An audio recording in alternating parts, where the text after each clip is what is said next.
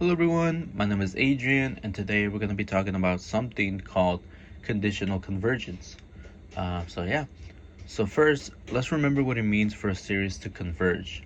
Now, basically, if we add up all the terms in a series forever and it ends up in a finite number, we say it converges. If the sum just keeps going up or down forever, it diverges. Now, here's where it gets a little tricky. There are two types of convergence.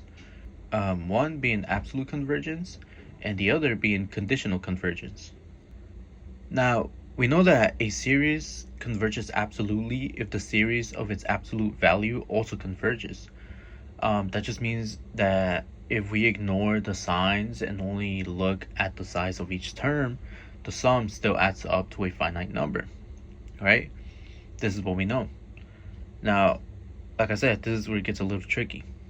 A series converges conditionally if the series itself converges, but the series of absolute value does not, right? So, in other words, the series only converges because the positive and negative terms kind of cancel each other out just at the right moment.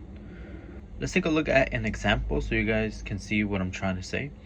Now, the series that you guys are looking at right now is called the alternating harmonic series, which if we were to write out our first few terms, it will look something like this. See how it's going from negative to positive, negative to positive? That's what makes it alternating.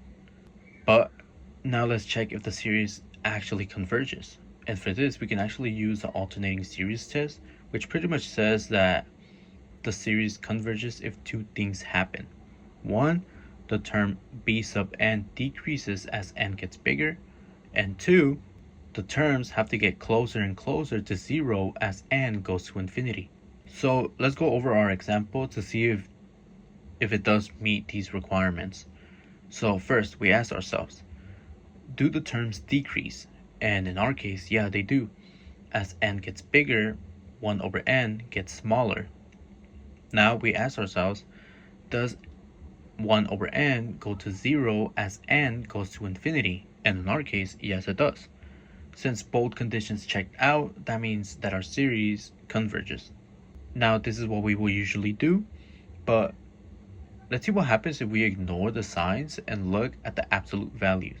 Now what you guys are seeing right now, this is just the regular harmonic series, which we already know diverges. So here's the deal. The series converges only because the positive and negative terms balance each other out. This is exactly what conditional convergence is.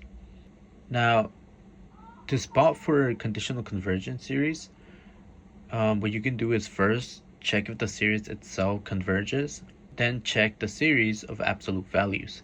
If the first one is true and the second one is false, then you have conditional convergence.